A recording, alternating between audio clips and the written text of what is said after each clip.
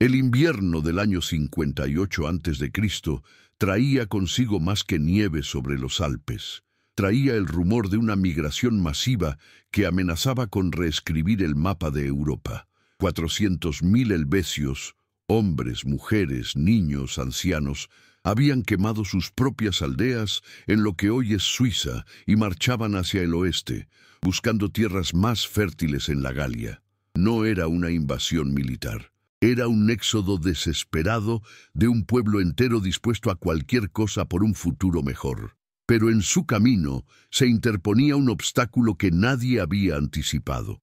Un político romano de 42 años, llamado Julio César, recién nombrado gobernador de las Galias, hambriento de gloria militar y profundamente endeudado. Lo que sucedió en los meses siguientes no solo cambiaría el destino de los helvecios, sino que desataría una guerra de conquista que duraría 8 años, cobraría 1 millón de vidas y convertiría a César en el hombre más poderoso de Roma. La primavera del 58 avanzaba lenta pero inexorable cuando los helvecios llegaron al río Ródano. Habían viajado semanas a través de los pasos alpinos, arrastrando carretas cargadas con todo lo que poseían. Las madres llevaban bebés en sus espaldas. Los ancianos caminaban apoyados en bastones tallados. Los guerreros vigilaban los flancos de la columna interminable que se extendía por kilómetros a través del paisaje montañoso. No eran soldados profesionales. Eran refugiados armados, y la diferencia sería crucial. Si te apasiona descubrir la historia que los libros de texto omitieron, suscríbete ahora y activa la campana. Aquí desenterramos el pasado sin censura. César recibió la noticia de la migración mientras estaba en Roma ocupado con los asuntos del Senado. Su provincia oficial incluía la Galia Cisalpina, el norte de Italia, y la pequeña franja de territorio romano en el sur de la actual Francia, conocida como la provincia. Técnicamente, lo que los helvecios hicieran al oeste del Ródano no era su problema. Pero César veía oportunidades donde otros veían complicaciones. Los helvecios querían cruzar territorio romano para llegar a las tierras de los santonos, cerca del océano Atlántico. Si César les negaba el paso, provocaría un conflicto. Si les permitía pasar, quedaría como débil ante Roma. Pero había una tercera opción, una que nadie más estaba considerando: usar este movimiento migratorio como pretexto para algo mucho mayor. ¿Por qué un político romano con ambiciones imperiales estaba tan ansioso por involucrarse en los asuntos de tribus bárbaras? La respuesta yacía en las calles de Roma, donde los acreedores esperaban el pago de las deudas masivas que César había acumulado durante años de sobornos políticos y juegos públicos extravagantes. La gloria militar era la única moneda que podía comprar tanto riqueza como poder político absoluto, y las Galias, vastos territorios habitados por tribus guerreras pero desorganizadas, representaban la oportunidad perfecta. César no perdió tiempo. Abandonó Roma y cabalgó hacia el norte a una velocidad que sus contemporáneos consideraron sobrehumana. Recorrió más de 1.000 kilómetros en apenas 8 días, cambiando caballos en cada estación de posta, durmiendo en la silla cuando era necesario. Cuando llegó a Ginebra, entonces un pequeño asentamiento en la frontera de la provincia, los helvecios ya estaban acampados al otro lado del Ródano, esperando permiso para cruzar. La delegación helvecia que se presentó ante César estaba encabezada por Nammeio y Verruclosio, jefes tribales con autoridad para negociar en nombre de todo el pueblo. Llegaron sin armas, un gesto de buena fe entre pueblos que respetaban las leyes de hospitalidad. Explicaron su situación con la franqueza de quienes no tienen nada que ocultar. Sus tierras ancestrales estaban siendo presionadas por tribus germánicas del este, particularmente los suevos, bajo el mando del temible rey Ariovisto. No buscaban guerra, solo querían paso seguro a través de territorio romano. César los escuchó con la cortesía formal que caracterizaba a la diplomacia romana. Luego hizo algo inesperado. Pidió tiempo para considerar su petición. Les dijo que regresaran el 13 de abril. Era marzo. Los delegados helvecios, confundidos pero sin opciones, aceptaron y se retiraron a su campamento. Lo que no sabían era que César acababa de comprar algo invaluable: tiempo.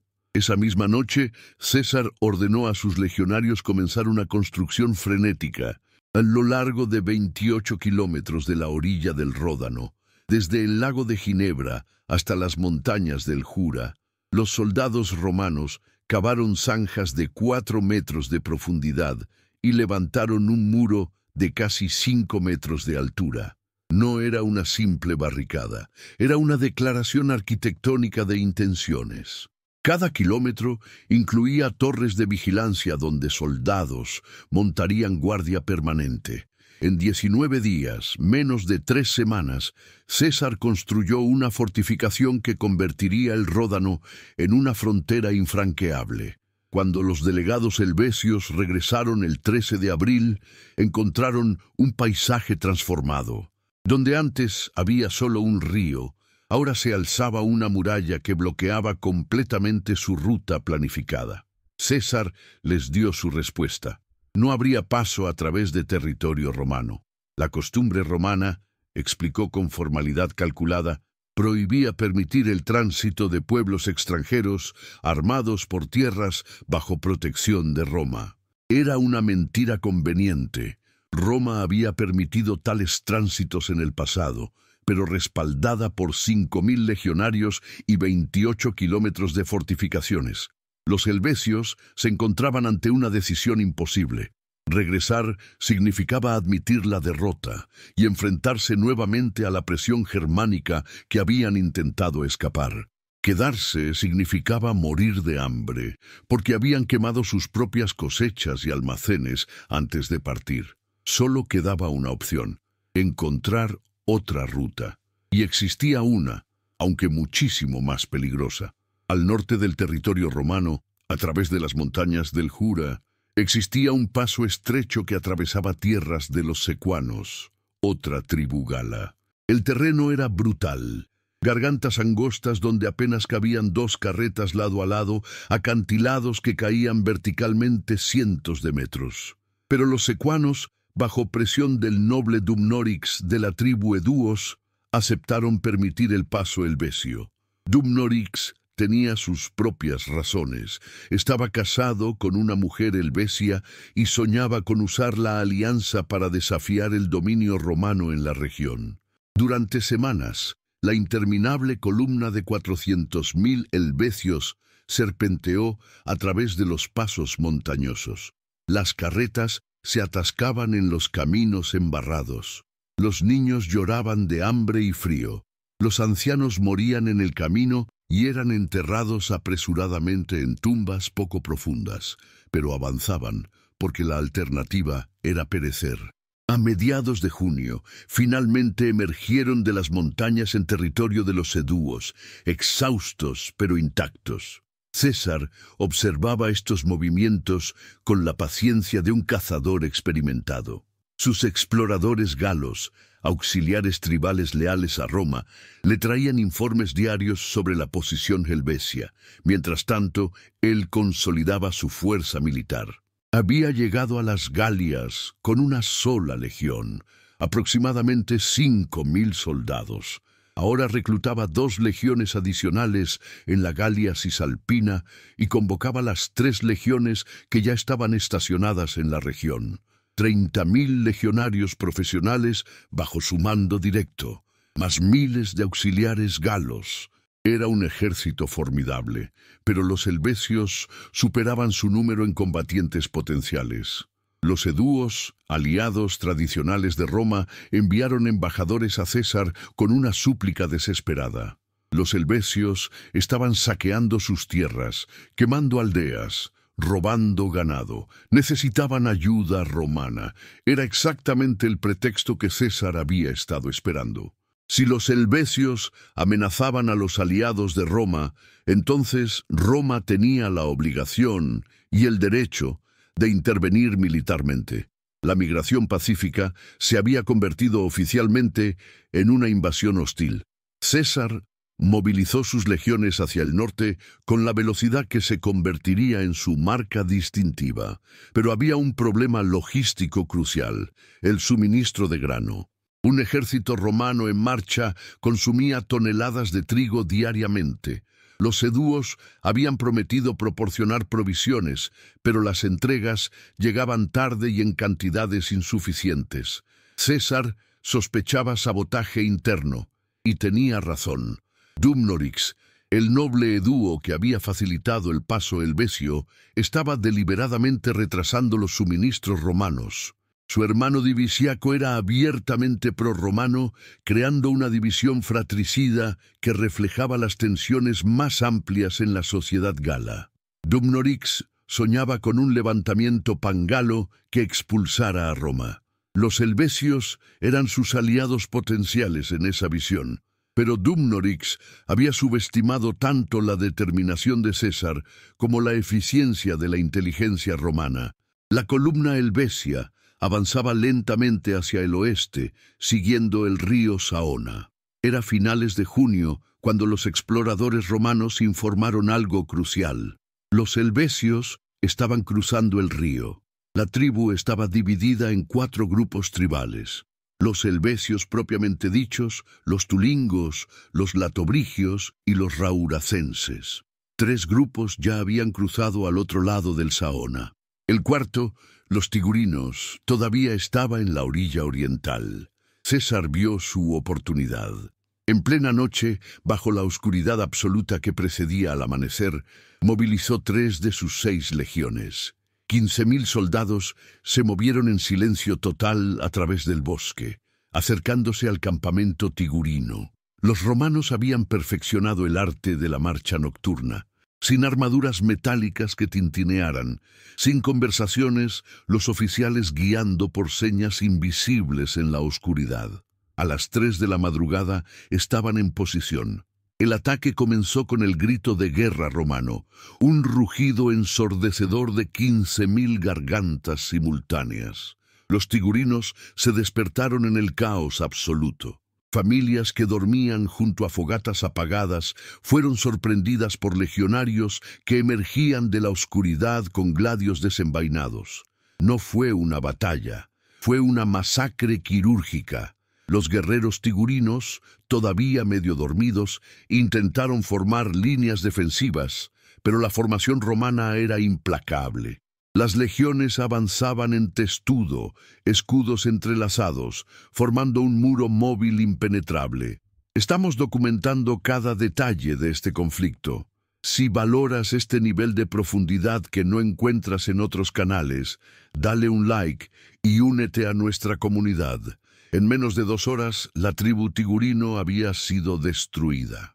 Los supervivientes, mayormente mujeres y niños, huyeron hacia el bosque o se rindieron.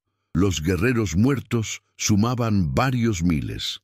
César permitió que los sobrevivientes se reagruparan con el resto de los helvecios, pero el mensaje estaba claro.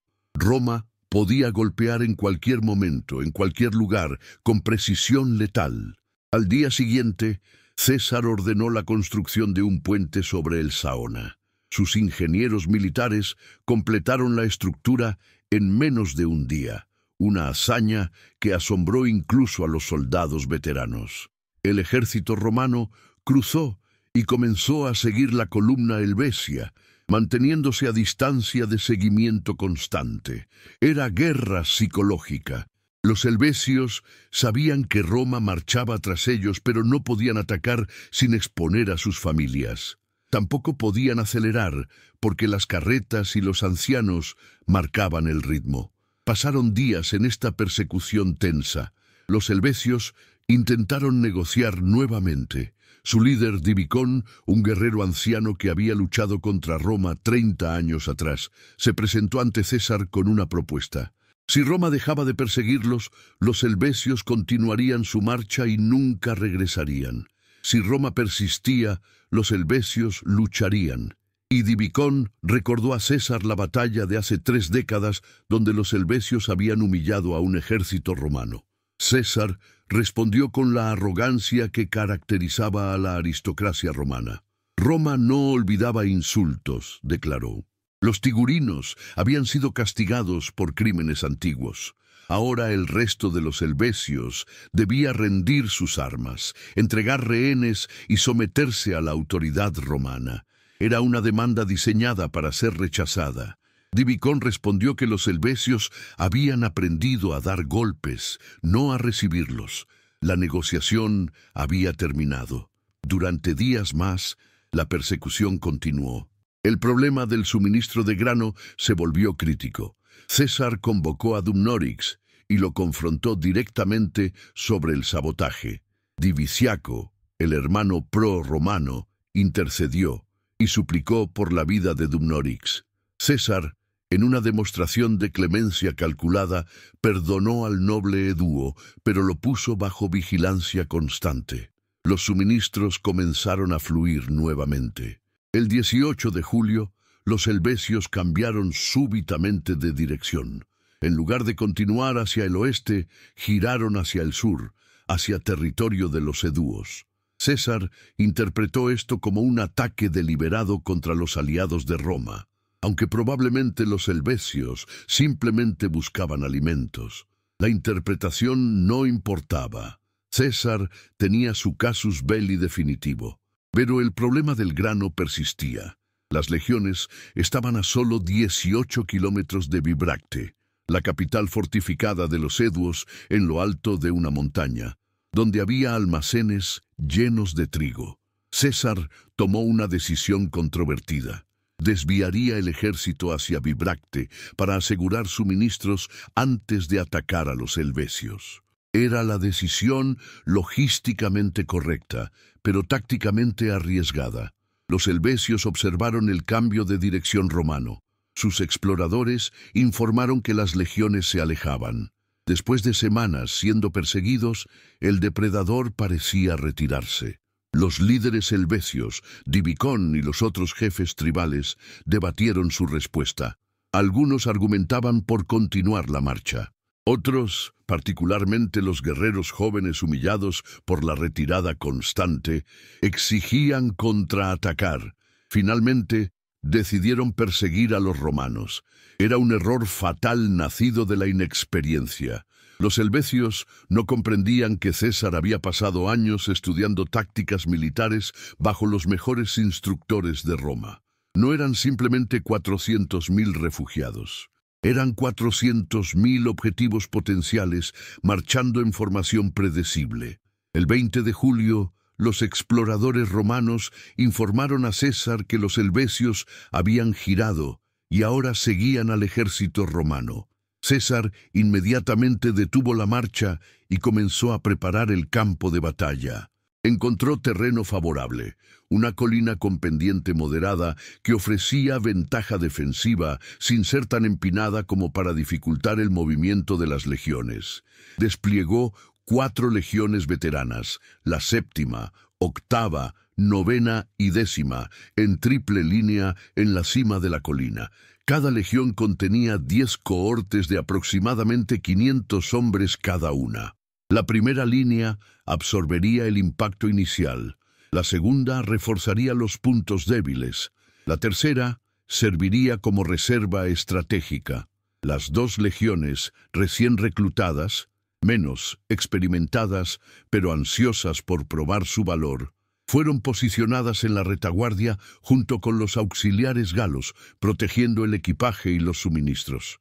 César entonces hizo algo dramático. Ordenó que retiraran todos los caballos del campo de batalla, incluido el suyo. El mensaje para los legionarios era claro: no habría retirada, victoria o muerte. Era teatro militar en su máxima expresión, y los soldados respondieron con gritos de aprobación. Los helvecios se acercaban. Su columna, que se extendía por kilómetros, comenzó a condensarse en formación de batalla. Colocaron sus carretas en círculo, un lager defensivo que protegía a las familias, y los guerreros avanzaron hacia adelante. Eran aproximadamente 70.000 hombres en edad de combate, armados con espadas largas, lanzas y escudos ovales decorados con símbolos tribales. No llevaban armadura metálica, demasiado cara para la mayoría, solo túnicas de cuero y ocasionales cotas de malla para los nobles. La distancia se cerró. 100 metros, 80, 70. Los helvecios comenzaron a acelerar, transformando su avance ordenado en una carga masiva. Gritaban insultos y desafíos en lengua celta. Los guerreros golpeaban sus espadas contra los escudos, creando un estruendo rítmico diseñado para intimidar. A 40 metros, los centuriones romanos dieron la orden. 2000 jabalinas, pila, se elevaron simultáneamente en el aire, bloqueando brevemente el sol antes de caer en arco mortal sobre los guerreros helvecios. El pilum romano era un arma ingeniosamente brutal, una lanza con punta de hierro y asta de madera diseñada para doblarse al impacto. No se podía arrancar del escudo sin romperlo, convirtiendo el escudo en un peso muerto inútil. La primera oleada de pila golpeó como granizo de hierro. Cientos de helvecios cayeron instantáneamente, las puntas atravesando carne y hueso. Más importante, cientos de escudos quedaron inutilizados. Los guerreros intentaron arrancarse las jabalinas, pero perdieron segundos preciosos. Entonces cayó la segunda oleada. Los helvecios que sobrevivieron a las jabalinas chocaron contra la línea romana. El impacto fue tremendo, el sonido de madera astillándose, metal golpeando metal, hombres gritando, pero la línea romana se mantuvo. Los legionarios, protegidos tras sus escudos rectangulares grandes, usaban el gladio, la espada corta romana, para apuñalar entre los huecos de la formación. No era honorable ni glamoroso, era carnicería eficiente. Los helvecios eran guerreros valientes, pero carecían de la disciplina férrea romana.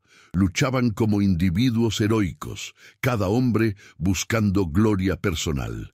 Los romanos luchaban como una máquina colectiva, cada soldado confiando en que el hombre a su lado protegería su flanco. En combate cuerpo a cuerpo cercano, la disciplina superaba al valor individual. Durante más de una hora, los helvecios presionaron el ataque. Ocasionalmente rompían secciones de la línea romana, pero la segunda fila inmediatamente se movía hacia adelante para sellar la brecha. Los centuriones, oficiales que luchaban en primera línea junto a sus hombres, gritaban órdenes constantes, rotando tropas frescas hacia adelante, mientras los soldados exhaustos se retiraban brevemente a la retaguardia. Entonces, algo inesperado sucedió. Desde el flanco derecho del campo de batalla, una nueva fuerza helvecia apareció. Eran los boyos y tulingos, aproximadamente 15.000 guerreros que habían estado protegiendo la retaguardia de la columna helvecia. Vieron la batalla desarrollándose y decidieron intervenir, atacando el flanco expuesto de las legiones romanas. Era potencialmente desastroso. Un ataque de flanco podía enrollar toda la línea romana como un pergamino. Pero César había anticipado precisamente esta posibilidad. La tercera línea, la reserva estratégica, giró 90 grados y formó un nuevo frente perpendicular al original. Los romanos ahora luchaban en dos direcciones simultáneamente, formando una L gigante de acero y carne. Los boyos y tulingos se estrellaron contra esta nueva línea con el mismo fervor suicida de los helvecios, y encontraron la misma respuesta disciplinada. Las jabalinas volaron, los escudos se entrelazaron, los gladios apuñalaron entre las rendijas. La batalla se había convertido en un molino de carne humana. Pasaron 2 horas más. 3. El sol de julio caía implacable sobre hombres envueltos en metal y cuero. El calor dentro de las formaciones era insoportable. Los soldados bebían agua cuando podían. Esclavos corrían entre las líneas con odres, pero principalmente aguantaban por pura disciplina. Los helvecios, menos acostumbrados al combate prolongado y organizado, comenzaban a mostrar agotamiento. Finalmente, cerca del atardecer, la línea helvecia comenzó a quebrarse. No fue un colapso dramático, sino un desmoronamiento gradual. Los guerreros en la retaguardia, viendo la carnicería interminable sin progreso visible, comenzaron a retroceder. Los de adelante, agotados y diezmados, no pudieron mantener la presión. El retroceso se aceleró hasta convertirse en retirada. Los romanos no persiguieron inmediatamente. Estaban casi tan exhaustos como sus enemigos. Pero después de un breve descanso, César ordenó el avance. Las legiones se movieron hacia adelante en formación cerrada, empujando a los helvecios de vuelta hacia su lager de carretas. La batalla se trasladó al campamento helvecio. Aquí la lucha adquirió un carácter desesperado diferente. Mujeres helvecias lanzaban piedras desde las carretas. Ancianos blandían herramientas agrícolas como armas. Niños ayudaban a cargar escudos rotos a los guerreros heridos. No eran soldados, pero luchaban porque la alternativa era la esclavitud. Los legionarios romanos asaltaron el lager sistemáticamente. Cohorte por cohorte, rompieron las defensas improvisadas. La lucha continuó hasta medianoche, combate cuerpo a cuerpo bajo luz de antorchas, entre carretas volcadas y cuerpos amontonados. Era guerra total, sin cuartel dado ni pedido. Cuando el amanecer del 21 de julio iluminó el campo de batalla, el campamento helvecio había sido completamente capturado. Miles de helvecios yacían muertos. Decenas de miles más, principalmente no combatientes, habían sido capturados. El resto había huido durante la noche, dispersándose hacia los bosques circundantes. La historia no termina aquí. Asegúrate de estar suscrito para que YouTube te notifique inmediatamente cuando subamos la conclusión de esta saga. César ordenó a sus legionarios perseguir a los supervivientes, pero la pregunta más grande permanecía sin respuesta. ¿Qué haría Roma con los cientos de miles de helvecios que ahora estaban completamente a su merced? La decisión que César tomaría en los días siguientes no solo determinaría el destino de una tribu, sino que establecería el patrón para 8 años de conquista que transformarían las Galias para siempre. Y en algún lugar entre los refugiados dispersos, los líderes helvecios sobrevivientes debatían si rendirse o continuar resistiendo. Una decisión que tendría consecuencias que nadie podía anticipar completamente. Parte 2. Si acabas de llegar, suscríbete para no perderte el archivo completo de documentales que estamos construyendo. El campo de batalla cerca de Bibracte. El 21 de julio del año 58 a.C. era un paisaje de pesadilla. Más de 30.000 cuerpos helvecios cubrían la tierra en una extensión de varios kilómetros cuadrados.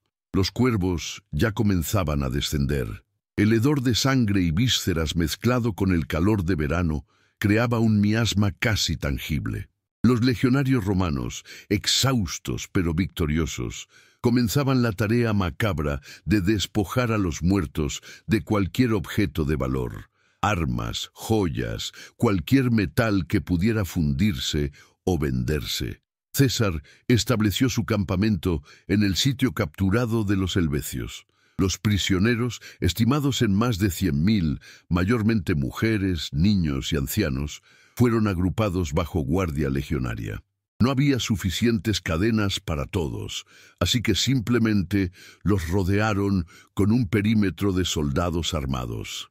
Huir significaba atravesar territorio hostil sin provisiones.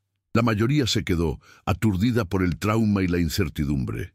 Los días inmediatos después de la batalla fueron caóticos. César ordenó que llevaran escribas del campamento y comenzó algo sin precedentes. Un censo completo de los supervivientes helvecios. Cada persona fue registrada por nombre, edad, tribu de origen y parentesco familiar. Era burocracia romana en su máxima expresión, la conversión de una catástrofe humana en documentación organizada. ¿Por qué César invertía tanto esfuerzo en contar refugiados derrotados? Porque en Roma los números importaban tanto como las victorias militares. El Senado y el pueblo romano querían detalles específicos. ¿Cuántos enemigos había enfrentado César? ¿Cuántos había matado? ¿Cuántos capturado? Cada cifra aumentaba la gloria del comandante victorioso, y César necesitaba esa gloria con urgencia desesperada. El censo reveló información sorprendente. Los helvecios habían llevado registros escritos de su migración, tablillas con caracteres griegos que listaban el número total de personas que habían abandonado sus tierras. Las cifras eran asombrosas: 368.000 helvecios, más 36.000 boyos, 14.000 tulingos, 23.000 latobrigios y 22.000 rauracenses. Total, 463.000 personas. De ellas, solo 110.000 sobrevivieron lo suficiente para ser contadas en el censo post-batalla. Más de 350.000 personas habían desaparecido en el espacio de 4 meses. No todos habían muerto en batalla. Eso era imposible. Muchos habían perecido durante la marcha a través de las montañas. Miles más habían enfermado y fallecido en los campamentos temporales. Otros se dispersaron durante las retiradas y nunca fueron contabilizados. Pero la cifra central era innegable. César había destruido efectivamente a un pueblo entero. Los líderes helvecios, supervivientes, Divicón entre ellos, aunque ahora era un anciano sin poder real, se presentaron ante César 3 días después de la batalla. No había negociación esta vez, era una rendición incondicional. César dictó sus términos con claridad brutal. Los helvecios regresarían a sus tierras ancestrales en lo que hoy es Suiza. Reconstruirían las aldeas que habían quemado. Sembrarían nuevamente los campos y lo harían bajo supervisión romana. ¿Por qué César no los esclavizó masivamente como era costumbre romana con pueblos conquistados? La respuesta revelaba su visión estratégica más amplia. Las tierras helvecias bordeaban territorio germánico. Si quedaban despobladas, las tribus germánicas, particularmente los temibles suevos, simplemente las ocuparían. Eso colocaría a los germanos peligrosamente cerca de Italia. Era preferible tener a los helvecios debilitados, pero presentes como zona de amortiguamiento. Además, César necesitaba que otras tribus galas vieran que la clemencia romana era posible. Un genocidio completo inspiraría resistencia desesperada. Una derrota seguida de términos tolerables inspiraría sumisión calculada. Era terror selectivo diseñado para maximizar el control político. Los boyos, la tribu que había luchado junto a los helvecios, recibieron un trato diferente. En lugar de enviarlos de regreso, César los asentó en territorio eduo como recompensa a sus aliados. Los eduos necesitaban mano de obra para trabajar la tierra, y los boyos necesitaban protección contra represalias germánicas. Era una solución que satisfacía múltiples objetivos simultáneamente. Pero la campaña de César apenas comenzaba. Mientras los helvecios supervivientes iniciaban su triste marcha de regreso hacia el este, embajadores de prácticamente todas las tribus galas comenzaron a llegar al campamento romano. Venían a felicitar a César por su victoria, venían a ofrecer alianzas y venían a pedir algo más. El problema se llamaba Ariovisto. Era un rey suevo, una de las tribus germánicas más guerreras, que había cruzado el Rin años atrás con aproximadamente 120.000 guerreros y colonos. Los ecuanos, enzarzados en una guerra civil con los edúos, habían invitado inicialmente a Ariovisto como mercenario, pero una vez que los germanos cruzaron el Rin, no se fueron. En cambio, Ariovisto exigió tributo, tomó rehenes y comenzó a colonizar tierras galas sistemáticamente. Los embajadores galos pintaron un cuadro aterrador. Ariovisto no respetaba las leyes tradicionales de guerra gala. Sus guerreros eran salvajes, que no tomaban prisioneros, sino esclavos. Cada año más germanos cruzaban el Rin. En una generación, argumentaban los galos, toda la Galia estaría bajo dominio germánico, y después de la Galia vendrían Italia y Roma. Era propaganda efectiva, aunque probablemente exagerada. Los germanos no tenían capacidad logística para conquistar Roma. Pero César no necesitaba que la amenaza fuera real, solo necesitaba que fuera creíble. Aquí había otra oportunidad de gloria militar, envuelta en retórica defensiva. César envió embajadores a Ariovisto solicitando una reunión.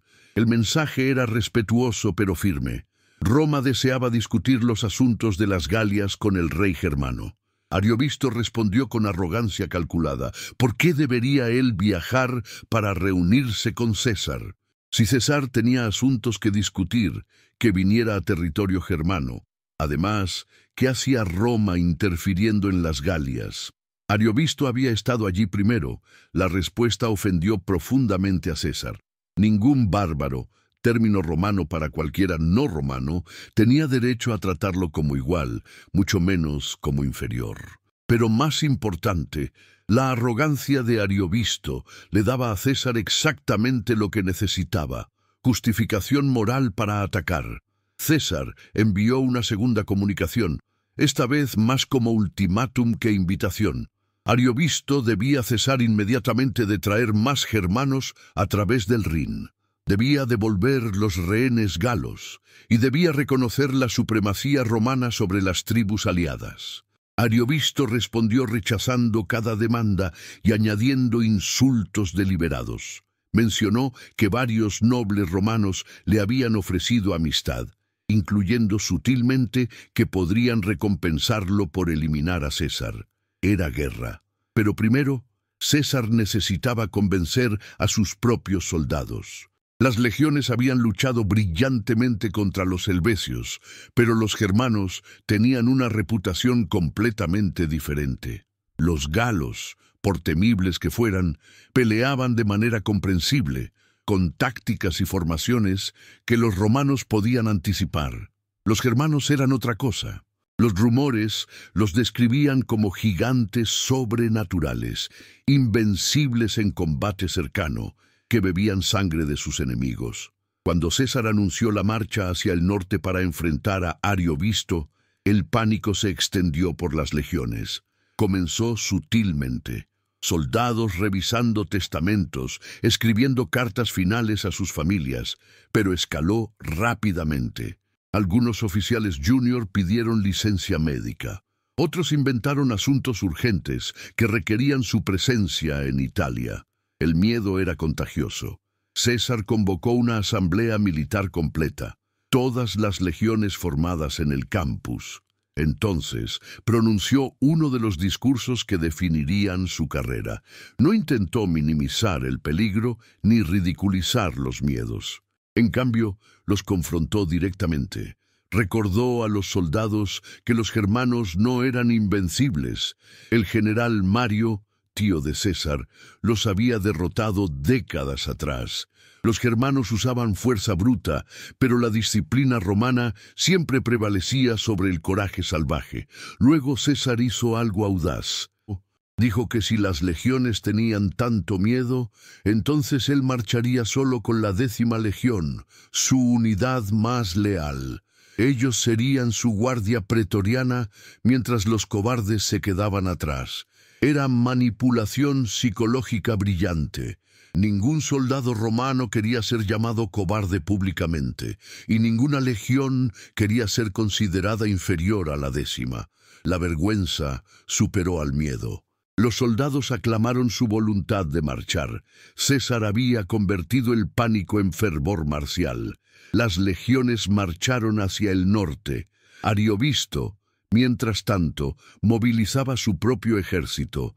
120.000 germanos, hombres, mujeres y guerreros por igual, se movieron para interceptar a los romanos.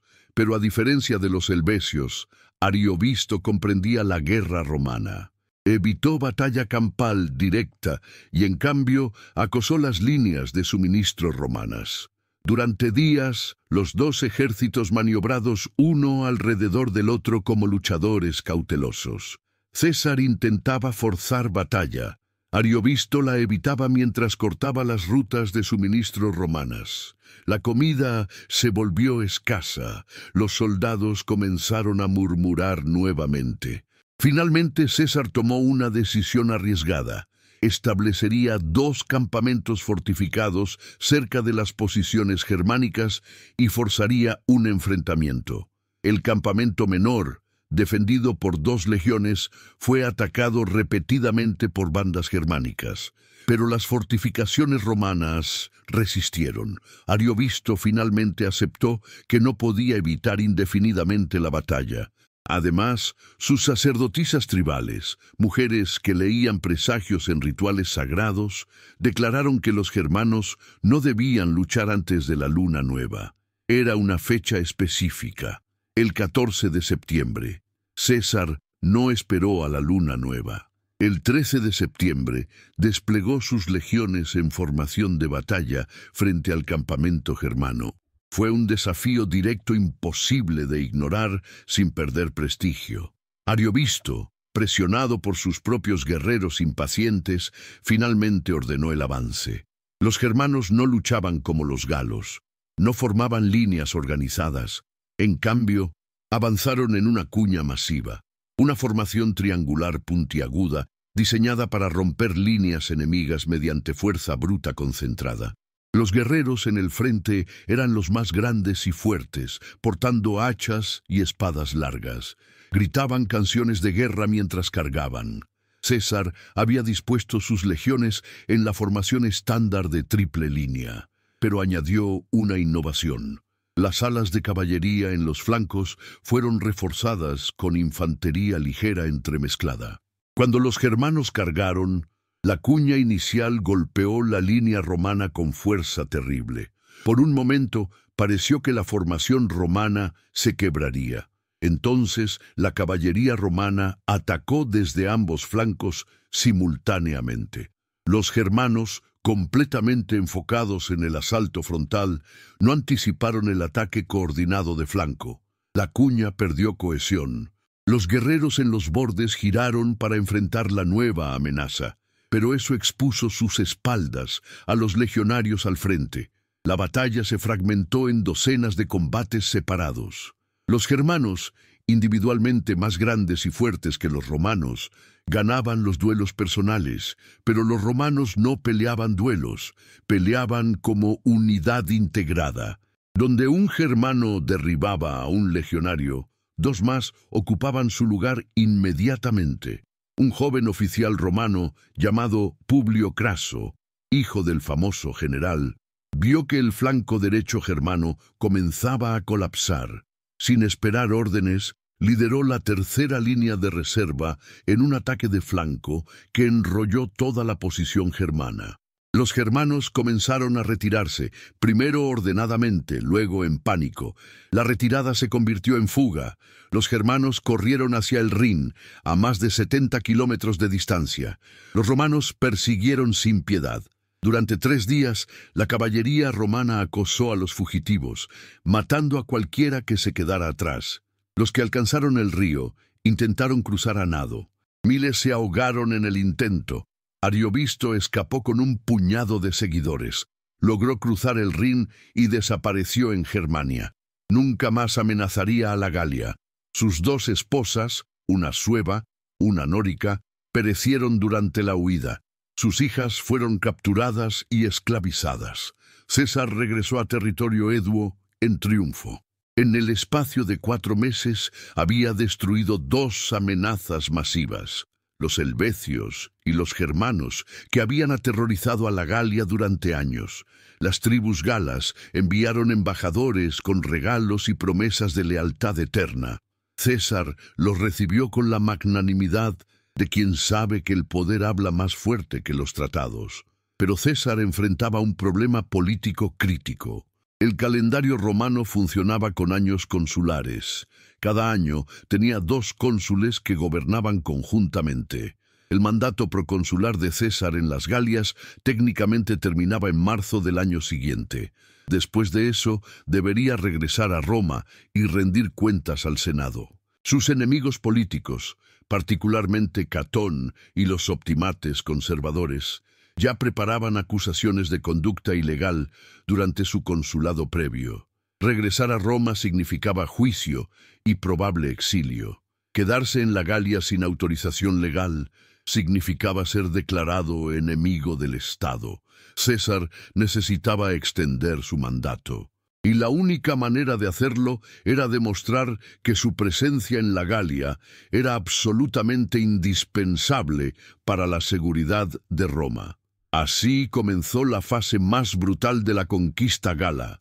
8 años de guerra casi continua que convertiría las Galias en una provincia romana al costo de 1 millón de muertos y otro millón de esclavizados. Los helvecios habían sido solo el principio. Su destrucción estableció el patrón. César identificaría una amenaza, la magnificaría retóricamente, la aplastaría militarmente y luego la explotaría políticamente. Los años siguientes vieron campañas contra los belgas al norte, los vénetos en la costa atlántica, los aquitanos en el sur. César construyó puentes sobre el Rin, hazañas de ingeniería que asombraron a Roma, y lideró expediciones punitivas a Germania. Invadió Britania 2 veces, aunque sin conquista permanente. Cada victoria era reportada al Senado en despachos cuidadosamente redactados que magnificaban el peligro y la gloria simultáneamente. La resistencia gala finalmente se cristalizó alrededor de un joven noble arverno llamado Vercingetorix en el año 52. Unidos bajo un liderazgo carismático por primera vez, los galos casi expulsaron a César. La batalla de Alesia, donde César sitió a Vercingetorix mientras simultáneamente era sitiado por un ejército de relevo galo, representó el momento más desesperado de la campaña. Pero incluso allí, la disciplina romana y la ingeniería militar prevalecieron. ¿Qué significó todo esto para los helvecios supervivientes? Regresaron a tierras devastadas y las reconstruyeron lentamente bajo supervisión romana. Su población nunca se recuperó completamente. Los estimados del siglo I después de Cristo sugieren solo 200.000 habitantes en territorio helvecio, menos de la mitad de su cifra premigración. Se integraron gradualmente en el sistema romano, adoptando costumbres, idioma y estructura administrativa latina. Para el año 40 a.C., los helvecios eran efectivamente romanos. Sus hijos servían en legiones auxiliares, sus comerciantes usaban monedas romanas, sus nobles aprendían latín y adoptaban nombres romanos. La identidad cultural distintiva que habían intentado preservar mediante migración se disolvió mediante conquista. César, mientras tanto, usó las riquezas de la Galia, oro, esclavos y prestigio militar para financiar su eventual guerra civil contra Pompeyo y el Senado. Las legiones que había forjado en 8 años de combate, Galo permanecieron ferozmente leales cuando cruzó el Rubicón en el año 49. Sin la conquista gala, César nunca habría tenido los recursos para convertirse en dictador de Roma. La ironía histórica es palpable. Los helvecios huyeron de sus tierras buscando seguridad. Su huida proporcionó a César el pretexto que necesitaba para intervenir militarmente. Esa intervención desató una guerra de conquista que transformó Europa occidental para siempre. Las fronteras que César estableció, particularmente el Rin, como límite entre las Galias romanizadas y Germania bárbara, permanecieron relevantes durante siglos. Si quieres que sigamos produciendo documentales de larga duración, la mejor forma de apoyarnos es suscribiéndote. Comenta qué otra historia olvidada deberíamos investigar. Las ruinas de asentamientos helvecios prerromanos todavía pueden encontrarse en Suiza moderna. Arqueólogos han excavado los sitios de aldeas quemadas que los helvecios destruyeron antes de su migración fallida. Los objetos recuperados, herramientas agrícolas, joyería, armas, cuentan la historia de una cultura que eligió autodestruirse antes que someterse a la presión exterior. Eligieron mal, pero eligieron libremente. César registró meticulosamente sus campañas en sus comentarios sobre la Guerra Gala, una obra propagandística brillante que presentaba cada decisión suya como inevitable y moralmente justificada. La narrativa de los helvecios ocupa el primer libro completo. César los describe como amenaza existencial, aunque nunca atacaron territorio romano hasta que él los provocó. Los pinta como agresores, aunque eran refugiados. Justifica su masacre como defensa, aunque fue conquista premeditada. Durante 2000 años, los historiadores aceptaron mayormente la versión de César porque era prácticamente la única fuente detallada que sobrevivió. Las crónicas helvecias, sí existieron, perecieron con el pueblo. Los registros galos fueron destruidos u olvidados. Solo la voz del conquistador permanece, pulida y persuasiva. Pero los números no mienten. 463.000 personas comenzaron la migración. 110.000 sobrevivieron para ser contadas 4 meses después. El resto desapareció en montañas, campos de batalla y fosas comunes sin nombre. No fue la primera limpieza étnica de la historia, ni la última, pero fue excepcionalmente bien documentada por el perpetrador. ¿Pudo haber terminado diferente? Los escenarios alternativos son especulativos, pero instructivos. Si César hubiera permitido el paso helvecio inicialmente, habrían continuado hacia el Atlántico y establecido nuevos territorios en lo que hoy es Francia occidental. Eso habría presionado a otras tribus galas, potencialmente desestabilizando la región. Roma probablemente habría intervenido eventualmente de todos modos. Si los helvecios hubieran aceptado los términos romanos después de la derrota de los tigurinos, podrían haberse ahorrado la batalla de Bibracte. Pero eso requería comprender el pensamiento estratégico romano, que César usaría cualquier pretexto para expandir su guerra. Los helvecios pensaban en términos tribales de honor y territorio. César pensaba en términos imperiales de conquista total. La destrucción de los helvecios estableció precedentes que resonarían a través de la historia europea. Demostró que poblaciones masivas podían ser movidas o eliminadas mediante poder militar organizado. Mostró que la propaganda efectiva podía justificar cualquier atrocidad. Probó que los refugiados, sin importar cuán numerosos, eran vulnerables si carecían de organización militar profesional. Estos patrones se repetirían innumerables veces. En la conquista romana de Dacia bajo Trajano, en las deportaciones de poblaciones durante la Edad Media, en las limpiezas étnicas del siglo XX. La táctica específica de construir rápidamente fortificaciones para bloquear rutas migratorias, el muro de César a lo largo del Ródano, prefiguró muros posteriores a través de la historia construidos para el mismo propósito. La profesionalización del ejército romano que permitió a César lograr estas victorias también transformó la política romana. Antes de las guerras galas, el ejército servía al Estado. Después de las guerras galas, legiones enteras se volvieron leales a generales individuales que les pagaban y les proporcionaban botín. Esta personalización del poder militar hizo inevitable la guerra civil y la eventual destrucción de la República Romana. Los helvecios no sabían que estaban desempeñando un papel en el drama final de la República. Simplemente intentaban sobrevivir en un mundo donde tribus germánicas presionaban desde el este y la expansión romana amenazaba desde el sur. Tomaron la decisión que pareció más lógica, migrar hacia tierras más seguras. Encontraron en cambio a César. El legado más duradero de la campaña helvecia es quizás su ausencia de legado. A diferencia de otras tribus galas que dejaron huellas culturales distintivas en la Francia, Bélgica o España modernas, los helvecios desaparecieron efectivamente de la historia. Suiza moderna lleva el nombre de los suevos, la tribu germánica que eventualmente se asentó en la región, no de los helvecios.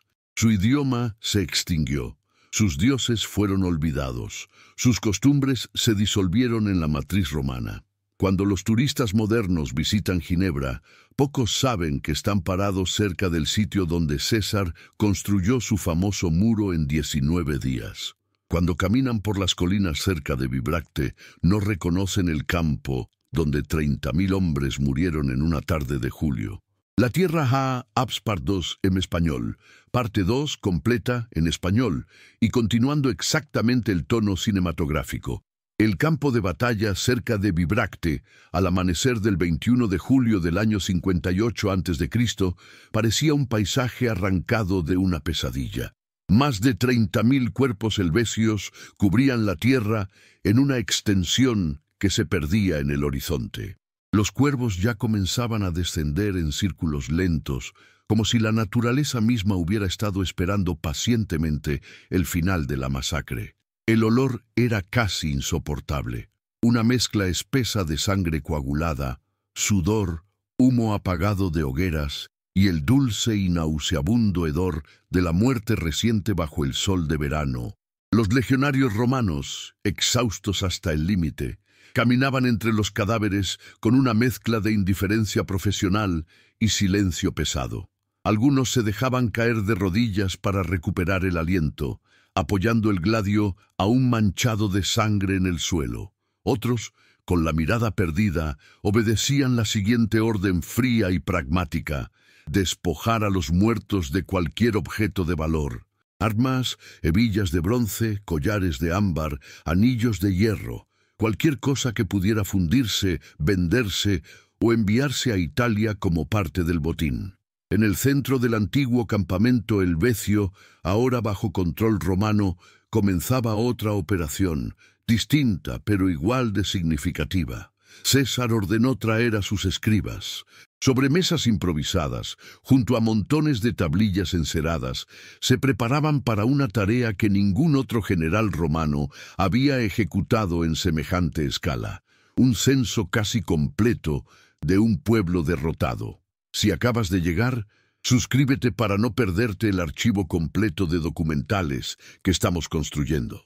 ¿Por qué un comandante victorioso, con el campo aún caliente por la sangre enemiga, dedicaría tanto esfuerzo a contar minuciosamente a los supervivientes?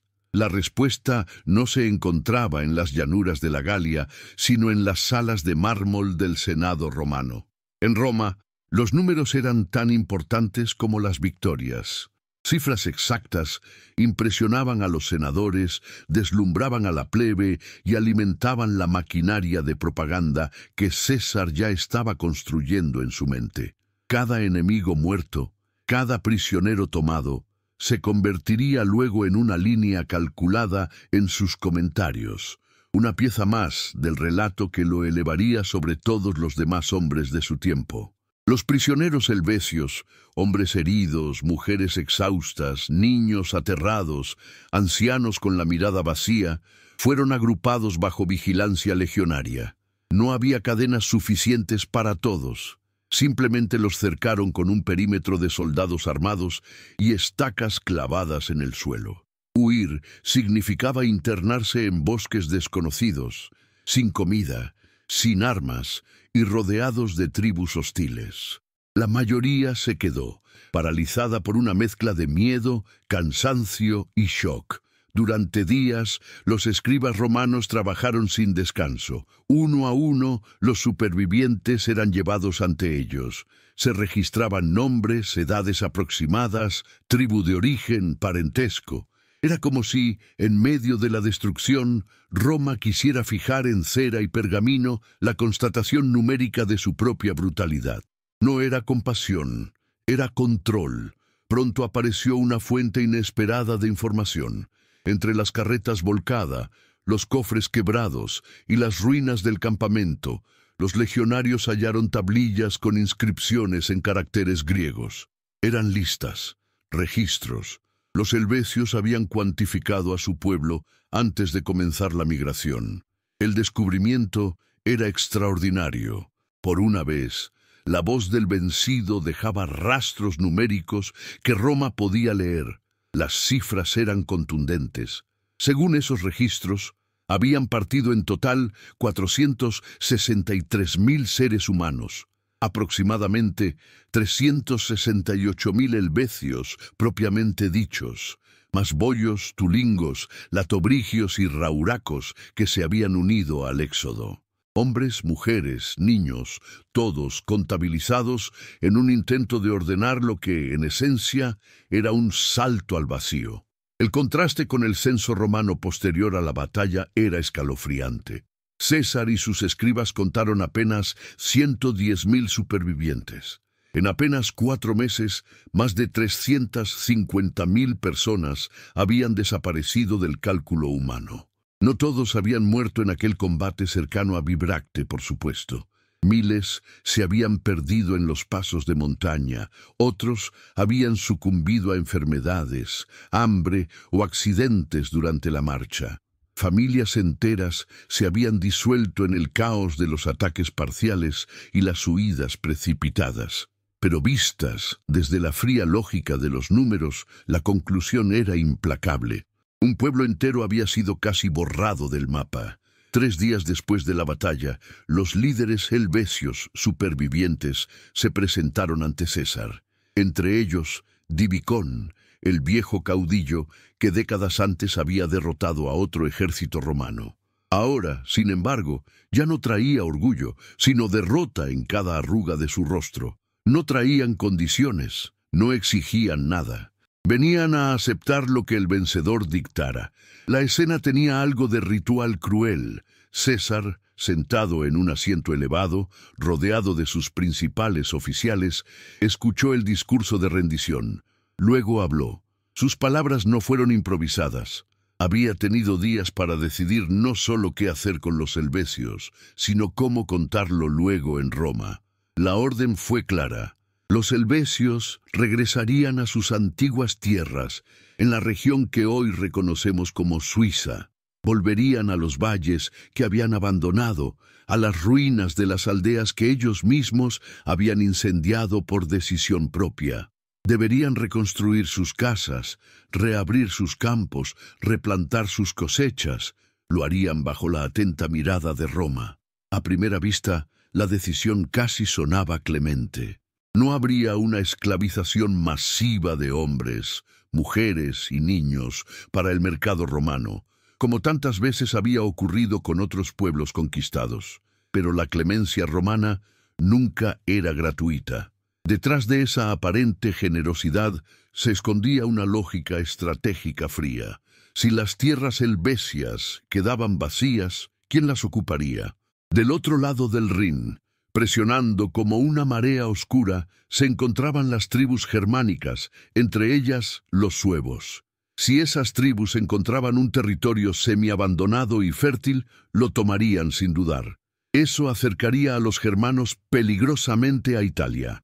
Para César era preferible tener a un pueblo vencido, quebrado pero aún en pie, actuando como colchón humano entre Roma y el mundo germano.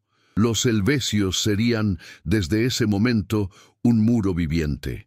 Además, esta solución enviaba un mensaje calculado al resto de las tribus galas. Roma podía destruir un pueblo casi por completo, pero también podía perdonar a los supervivientes si aceptaban someterse. Era una combinación de terror y expectativa de misericordia que resultaba muy eficaz para enmudecer resistencias futuras. ¿Quién querría arriesgarse a la extinción total, sabiendo lo que había pasado con los helvecios? No todos corrieron la misma suerte. Los boyos, una de las tribus aliadas a los helvecios, recibieron un destino distinto. César no los devolvió a su lugar de origen. En lugar de eso, los reasentó en territorio eduo, como recompensa y también como herramienta. Los eduos, aliados tradicionales de Roma y clave en el sistema de poder regional, necesitaban mano de obra y refuerzo demográfico. Los boyos, sin un territorio propio claro y tras haber quedado descabezados por la derrota, eran candidatos perfectos para convertirse en dependientes útiles dentro del entramado romano. Mientras los helvecios supervivientes iniciaban, con pesadez infinita, Su marcha de regreso hacia el este, algo notable comenzó a suceder en el campamento romano. Embajadores, delegaciones, caravanas de nobles galos. Desde todas partes de la Galia llegaban hombres envueltos en mantos de lana gruesa, con collares de oro y espadas ricamente decoradas. Venían a rendir homenaje, a felicitar, a jurar lealtad, a entregar presentes, pero sobre todo venían a pedir algo. Ese algo tenía nombre propio: Ariovisto. Ariovisto era el rey de los suevos, una de las más temidas confederaciones germánicas. Años antes, los secuanos, en guerra interna contra los edúos, habían recurrido a él como aliado militar. Ariovisto había cruzado el Rin con decenas de miles de guerreros. Había ayudado a los secuanos a humillar a los edúos, pero una vez terminada la guerra, no se fue, se quedó, y reclamó tierras, tributos, rehenes. Cada año llegaban más suevos desde Germania, atraídos por la promesa de botín y tierra fértil. Los embajadores galos describieron una pesadilla en desarrollo: aldeas enteras entregando parte de su cosecha a Ariovisto. Nobles galos enviando a sus hijos como rehenes al campamento germano, sin garantía de devolución. Mujeres raptadas como botín. Y como telón de fondo, el temor creciente de que, si nadie los detenía, los suevos acabarían dominando no solo a los secuanos, sino a toda la Galia. Las palabras eran precisas. Si los germanos seguían cruzando el Rin, en una generación toda la región hablaría su lengua y obedecería a sus jefes. Y luego, decían algunos con voz grave, nada impediría que miraran hacia el sur, hacia Italia misma. ¿No era deber de Roma adelantarse a esa amenaza como gran protectora del orden? ¿Era todo ello una descripción exacta de los hechos o una exageración interesada de las élites galas que querían usar a Roma para resolver sus propios problemas? Probablemente era ambas cosas a la vez. Los germanos eran realmente peligrosos, pero los galos también sabían manipular el miedo romano para conseguir un aliado poderoso. Para César, sin embargo, no era necesario comprobar cada detalle. Lo que importaba era que Ariovisto representaba una excusa perfecta, una justificación defensiva para otra campaña que le daría más gloria, más botín y más poder. César envió una embajada a Ariovisto con tono formalmente respetuoso, pero con un subtexto claro de superioridad. Lo invitaba a una reunión para tratar las cuestiones de interés común en la Galia. Ariovisto respondió con desdén. No veía por qué debía acudir a ninguna cita con un romano que, hasta hacía poco, ni siquiera tenía presencia fuerte al norte de la provincia. Si César quería hablar, que viniera él mismo al territorio de Ariovisto. Además, cuestionaba abiertamente por qué Roma pretendía inmiscuirse en asuntos galos cuando los germanos habían sido llamados primero. Aquella respuesta ardió como una ofensa personal en el orgullo de César. Roma podía tolerar a jefes bárbaros altivos, pero no que un extranjero hablara de tú a tú con un representante de la República, como si fueran iguales. Y menos que insinuara que él, César, debía desplazarse como un súbdito a la corte de un germano. Una segunda comunicación fue enviada, esta vez con tono menos cortés y más cercano al ultimátum. César exigía que Ariovisto dejara de traer nuevas masas de germanos al oeste del Rin. Le ordenaba devolver los rehenes tomados de tribus aliadas a Roma y respetar la esfera de influencia romana. La respuesta de Ariovisto fue aún más provocadora. No solo rechazó cada punto, sino que añadió amenazas veladas y referencias a contactos políticos en Roma, insinuando que no estaba solo, que tenía amigos influyentes entre los propios senadores. De pronto, ya no era solo un conflicto geopolítico en la Galia. Se intuía una intriga más profunda que conectaba a Ariovisto con los enemigos internos de César en la ciudad eterna. El escenario estaba preparado para una confrontación que iría mucho más allá de la frontera del Rin. César decidió que la guerra era inevitable, pero entonces se encontró con un enemigo inesperado. el miedo de sus propias tropas. Las legiones que habían aplastado a los helvecios habían demostrado un valor indudable, pero la reputación de los germanos era distinta. Los rumores sobre ellos circulaban desde hacía años, hombres gigantescos, casi más altos que cualquier romano, guerreros que luchaban semidesnudos, cubiertos solo de pinturas, ajenos al dolor, individuos capaces de arrancar de cuajo la lanza del enemigo y devolvérsela en el acto, bandas que no respetaban treguas ni rehenes. Cuando César anunció oficialmente que la siguiente campaña sería contra los suevos y sus aliados al otro lado de la Galia, un murmullo inquieto recorrió los campamentos. Nadie se atrevía a hablar abiertamente de miedo, pero los indicios eran claros. Los soldados escribían cartas a la familia con un tono más sombrío de lo habitual. Los oficiales menores ponían excusas para retrasar el avance. Algunos sugirieron con rodeos que quizá convenía esperar instrucciones del Senado antes de enfrentarse a semejante amenaza. La tensión llegó a tal punto que César tuvo que tomar una decisión drástica. Convocó una asamblea general. Todas las legiones, formadas en orden cerrado, los estandartes alzados, los centuriones en sus puestos, con los bastones de vid bajo el brazo. Cuando el rumor de que el general hablaría sobre Ariovisto se extendió, el silencio cayó como una losa. César no empezó insultando a sus hombres ni ridiculizando sus temores.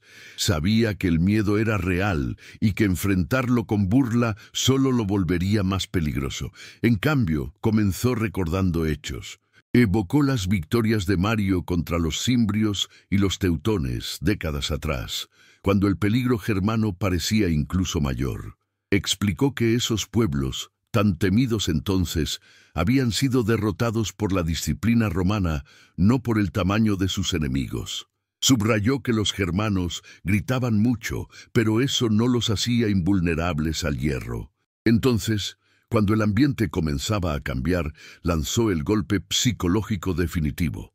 Declaró, casi con indiferencia estudiada, que entendía que algunos tuvieran miedo, que, si las legiones consideraban demasiado peligroso marchar contra Ariovisto, él no las obligaría.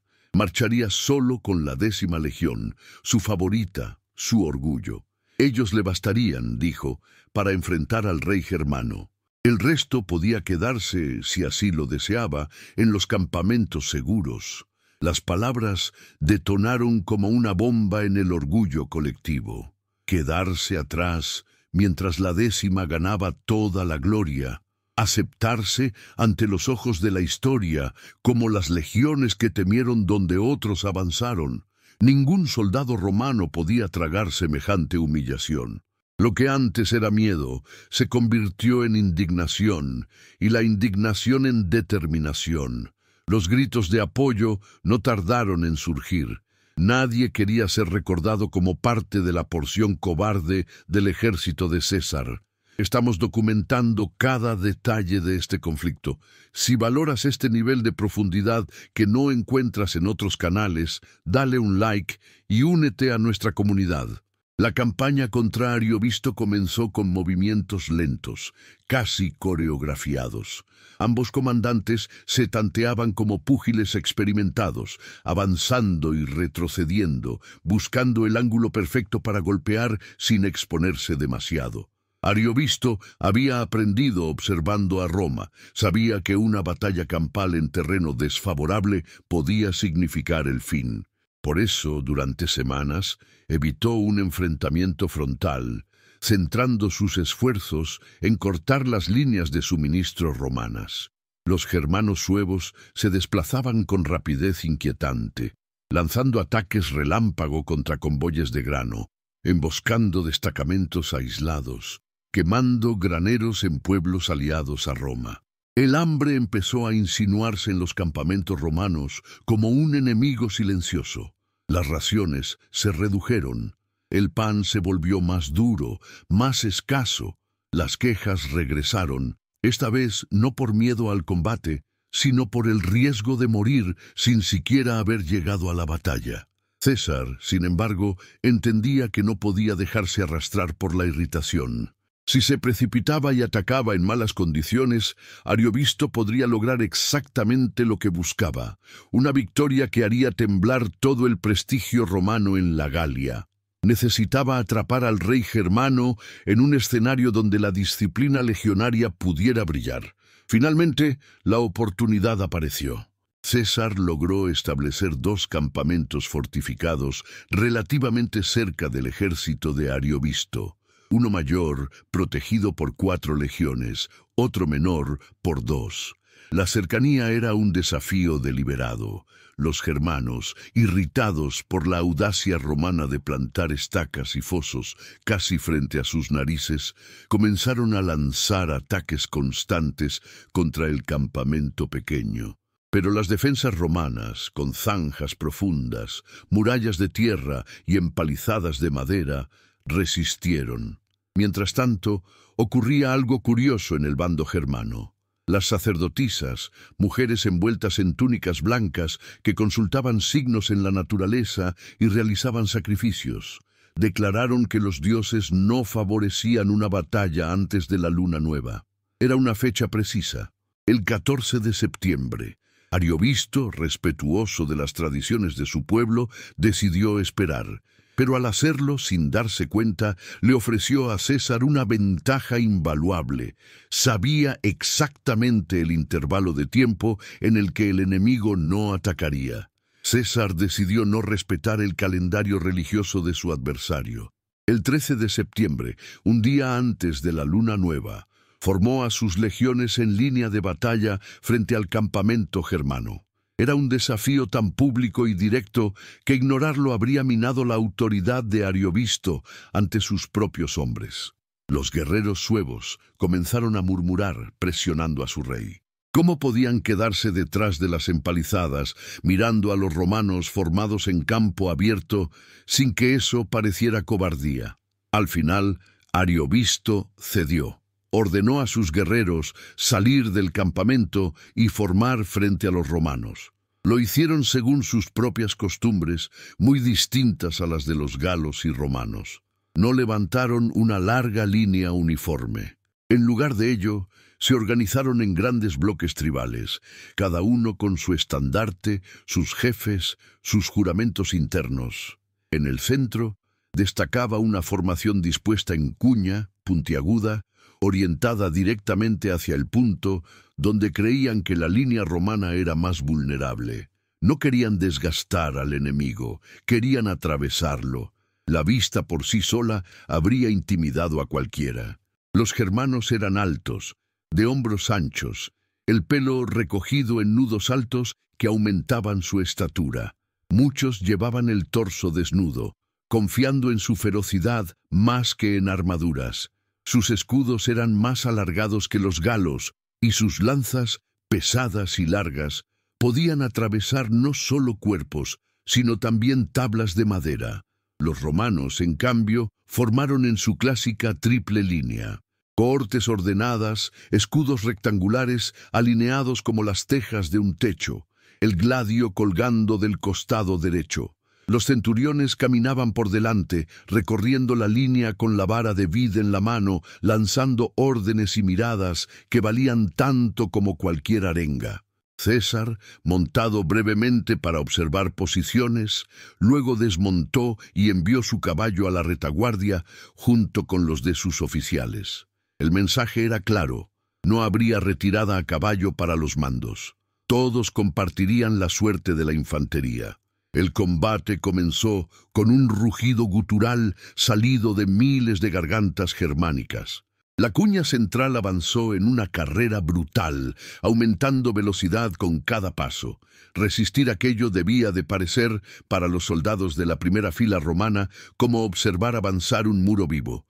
Los legionarios tensaron los músculos, aferraron los escudos y esperaron la señal.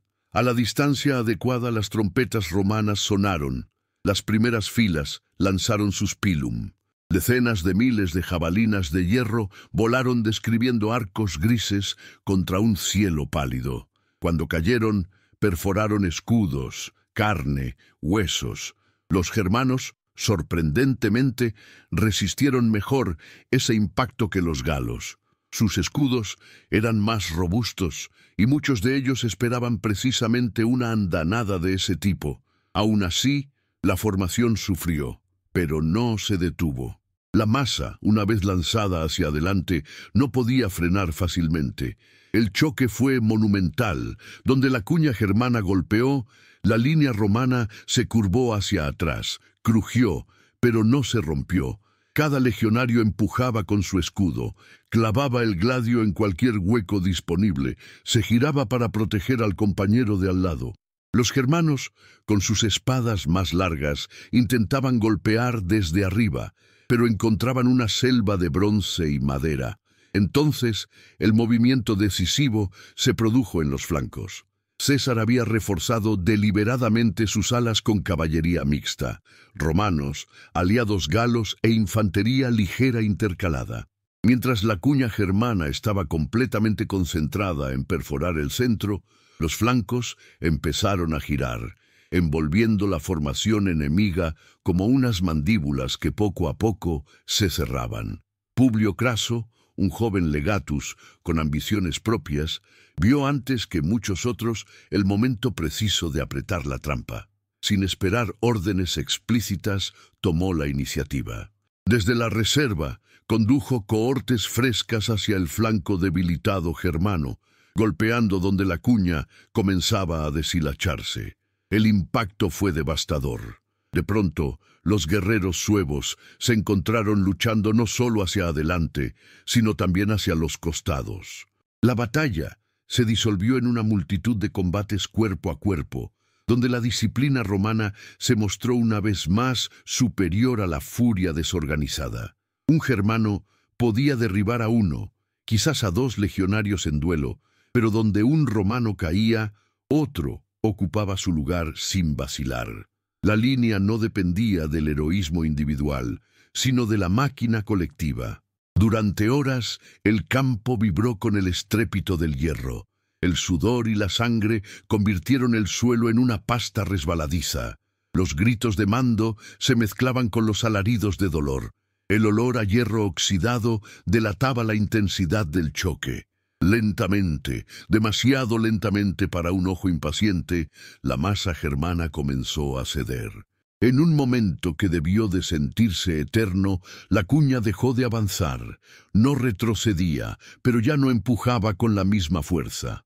Los guerreros de la retaguardia empezaron a notar que por mucho que presionaran, el frente no avanzaba. Y en una batalla de estas características, cuando la sensación de avance desaparece, algo más peligroso aparece en su lugar, la sensación de encierro. Pocos sabían en ese preciso instante que el resultado ya estaba decidido, pero la batalla aún no había terminado. La retirada germana, cuando finalmente comenzó, no fue ordenada. Primero, algunos grupos en los bordes intentaron alejarse del punto de máximo choque. Luego, al ver huecos, otros se sumaron. En cuestión de minutos, la cuña entera pasó de ser una flecha apuntando al corazón romano a ser una masa rota tratando de escapar hacia su propio campamento y más allá de él, hacia el Rin. La caballería romana, que hasta entonces había esperado su oportunidad, se lanzó a la persecución. Ahí, en las llanuras que separaban el campo de batalla del gran río fronterizo, la masacre se desató sin freno. Los caballos alcanzaban fácilmente a los guerreros agotados. Lanzas y espadas cayeron una y otra vez sobre espaldas indefensas. Los germanos corrían no solo por sus vidas, sino por cruzar de vuelta la frontera invisible que en su mente separaba la Galia de la ancestral seguridad de sus bosques natales. La persecución se prolongó durante días. Los cronistas romanos hablan de germanos tratando desesperadamente de cruzar a nado el Rin, cargando niños en hombros, intentando arrastrar a mujeres heridas. Muchos no llegaron a la otra orilla. La corriente, fuerte e indiferente, arrastró cuerpos armados demasiado pesados. Algunos se hundieron ante la mirada aterrada de sus propios compañeros. Ariovisto logró escapar con un pequeño séquito. Cruzó el Rin y desapareció en la espesura de Germania, convertido de rey temido a caudillo fugitivo. No volvería a cruzar la frontera. Sus esposas murieron en la huida. Sus hijas fueron capturadas, destinadas a un destino de esclavitud que nunca habría imaginado para ellas, cuando aceptó la invitación de los secuanos años atrás. César, regresando triunfante a territorio eduo, podía presentar un doble logro. Había aplastado a los helvecios, que amenazaban con desbordar la estructura tribal gala, y había expulsado a los germanos, que presionaban desde el este como un puño de hierro. Para muchos galos, Roma se había convertido en algo ambiguo, un conquistador brutal, pero también un muro de contención frente a peligros aún mayores. En Roma, las noticias llegaron amplificadas. Las cifras, los detalles tácticos, las decisiones arriesgadas, todo eso sería pulido, recortado y reorganizado por el propio César en sus comentarios. Una vez más, la pluma del general no se limitaría a narrar. Fabricaría una imagen, un relato, un mito. Mientras tanto, la realidad en la Galia no se volvía más tranquila, sino más compleja. El problema que enfrentaba César ahora era tanto militar como político. Su mandato proconsular tenía fecha de caducidad. La legalidad romana no estaba diseñada para permitir que un hombre acumulara indefinidamente poder militar lejos de la ciudad. En teoría, pasado cierto tiempo, debía regresar, disolver su ejército o entregarlo al Senado, someterse a juicios, responder por sus decisiones. Pero César sabía mejor que nadie lo que le esperaba en Roma. Enemigos políticos acumulando resentimientos, acusaciones ya preparadas, juicios por abusos en su consulado y quizá algo peor. Regresar sin el escudo protector de un ejército leal equivaldría a exponerse desarmado a una arena de lobos. Permanecer en la Galia sin marco legal claro, en cambio, lo convertiría en enemigo del propio sistema que decía representar. Necesitaba algo más que victorias. Necesitaba que la permanencia de sus legiones en la Galia pareciera indispensable, inevitable, casi un deber patriótico. Así empezó la siguiente etapa de su gran empresa. No ya responder a amenazas, sino encontrarlas, magnificarlas o directamente forjarlas a partir de conflictos menores. Los helvecios habían sido la chispa, Ariovisto, el combustible, pero las Galias enteras eran un bosque seco, listo para arder. Los años siguientes fueron una espiral de campañas sucesivas. Hacia el norte, César se enfrentó a los belgas, descritos por él mismo como el pueblo más valiente de toda la Galia. Guerras de asedios, batallas campales, pactos traicionados y ciudades arrasadas se sucedieron en una cadencia que dejaba poco espacio para la tregua. Hacia el oeste, los vénetos controlaban la costa atlántica con una flota temible. Para derrotarlos, César hubo de aprender guerra naval sobre la marcha, adaptando su genio terrestre al movimiento del mar y las mareas. En el sur, los aquitanos plantearon resistencia desde sus montañas y valles, obligando a los romanos a enfrentar un terreno difícil que favorecía la emboscada y la guerrilla. Cada región añadía una capa nueva de complejidad. La Galia ya no era solo un instrumento para que César ascendiera. Era un tablero completo de intrigas, alianzas, odios ancestrales y orgullos heridos.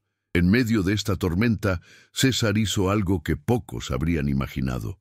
Cruzó el Rin con un puente construido en apenas 10 días, un acto tan simbólico como militar. No solo demostró que Roma podía entrar a Germania cuando quisiera, sino que lo hizo con una estructura que era en sí misma un mensaje de ingeniería y poder. No buscaba conquistar las selvas interminables, sino mostrar que no había barreras sagradas para las legiones. También cruzó el Canal de la Mancha rumbo a Britania, en 2 expediciones que no lograron una ocupación permanente, pero sí un efecto psicológico inmenso. De repente, César podía proclamar no solo que había sometido a la Galia, sino que había llevado a Roma hasta las islas, en el borde del mundo conocido. Cada uno de estos episodios se acumulaba como ladrillo en un edificio, el edificio de su futuro poder absoluto. Pero incluso el constructor más brillante se enfrenta a terremotos que no ha previsto. En el año 52 a.C., un joven noble arverno llamado Vercingetorix se alzó como líder de una rebelión masiva. Por primera vez, tribus dispares que normalmente se enfrentaban entre sí comenzaron a unirse bajo un mando único para expulsar a los romanos. Vercingetorix no era solo un guerrero carismático, era un estratega con una comprensión profunda de la brutalidad romana. Sabía que no podía vencer a César en batallas campales sistemáticas. Por eso impulsó una estrategia radical: tierra quemada. Ordenó destruir cosechas, quemar graneros, evacuar ciudades. Si los romanos querían avanzar, tendrían que caminar por un desierto creado deliberadamente, sin posibilidad de abastecerse. Esta política causó sufrimiento enorme entre los propios galos, pero durante un tiempo puso a César contra las cuerdas. Hubo momentos en que las legiones, hambrientas y rodeadas, parecían por fin al borde de un desastre que cambiaría la historia entera de Occidente. El clímax llegó en Alesia, una ciudad fortificada en lo alto de una colina, donde Vercingetorix se atrincheró con sus fuerzas principales. César decidió sitiarlo. Era un reto inmenso. Las colinas, los valles, los ríos obligaban a una solución creativa. El resultado fue una de las obras más impresionantes de la ingeniería bélica romana. Un doble sistema de fortificaciones, una línea interior dirigida contra la ciudad sitiada, y otra exterior, dirigida contra cualquier ejército de socorro que pudiera venir en ayuda de Vercingetorix. Durante días, semanas, romanos y galos se enfrentaron en una danza de vida y muerte alrededor de esos muros y fosos. Hubo asaltos nocturnos, batallas sobre pasarelas de madera, cargas de caballería desesperadas. En un momento crítico, un enorme ejército galo de relevo, quizá 250.000 hombres, intentó romper el cerco desde fuera mientras los sitiados presionaban desde dentro. César y sus legionarios se vieron atacados en ambos frentes al mismo tiempo. Ese instante en el que el círculo romano estuvo a punto de quebrarse fue quizá el punto más peligroso de toda la carrera de César.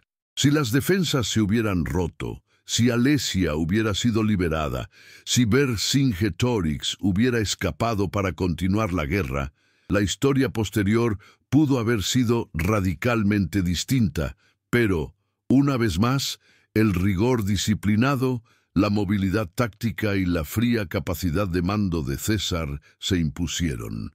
El ataque galo fracasó. Vercingetorix se rindió. La imagen de Vercingetorix entregando sus armas a los pies de César, dejando caer su espada y arrodillándose, permaneció grabada en la memoria colectiva. Representaba el final del gran intento galo de sacudirse el yugo romano. ¿Qué había sido de los helvecios en todo este torbellino?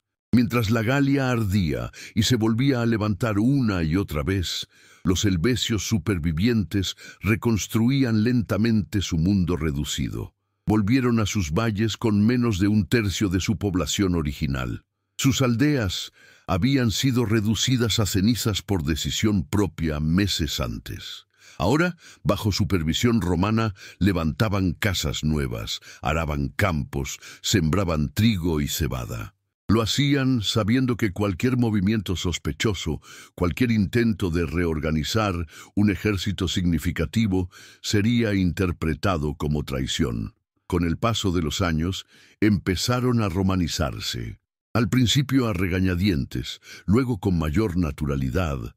Sus nobles adoptaron nombres latinos, enviaron hijos a aprender el idioma del dominador, participaron en redes comerciales que conectaban la región alpina con Italia y la Galia interior.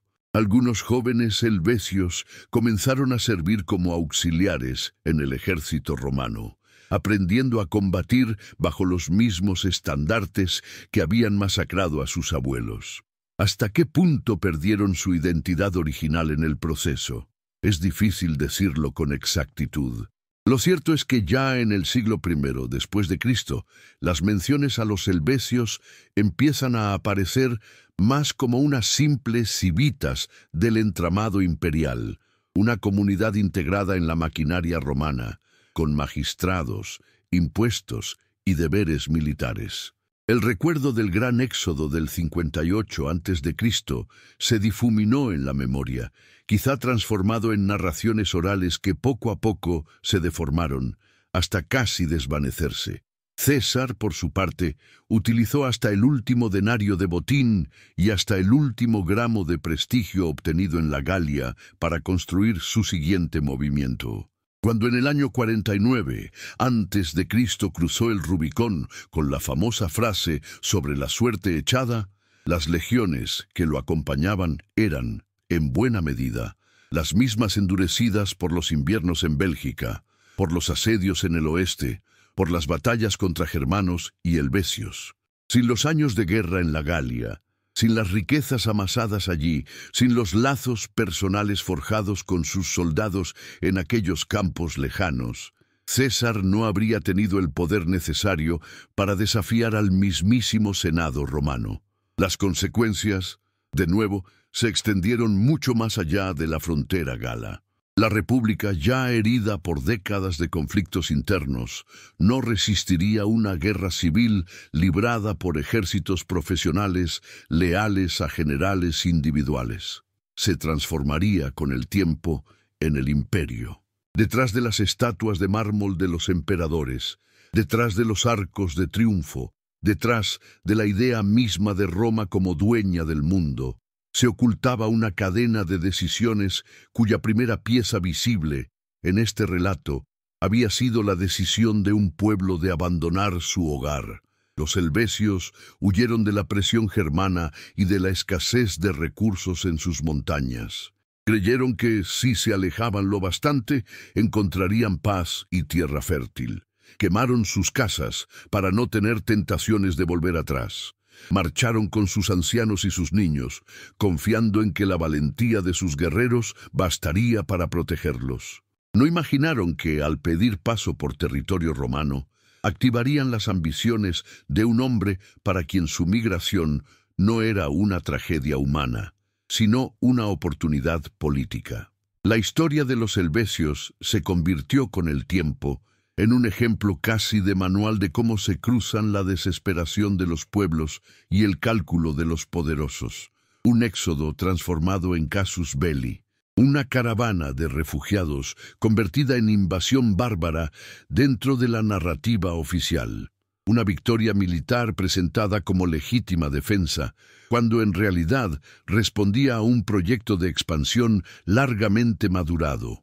La Galia, tras la derrota de Vercingetorix y la consolidación de la presencia romana, se fue transformando lentamente en algo nuevo. Ciudades reconstruidas según patrones romanos, calzadas que unían puntos antes desconectados, templos a dioses extranjeros que poco a poco se mezclaban con los locales. El latín empezó a desplazar a las lenguas celtas en ámbitos oficiales.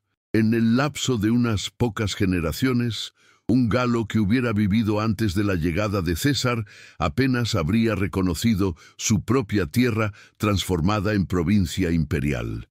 Los helvecios, en ese contexto, fueron absorbidos por la marea.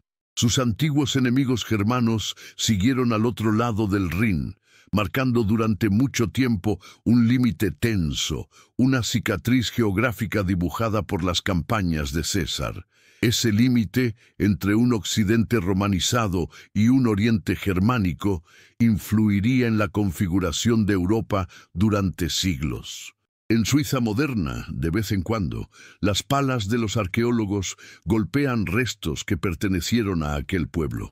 Cerámicas, puntas de lanza, joyas torques de oro, restos de murallas de tierra.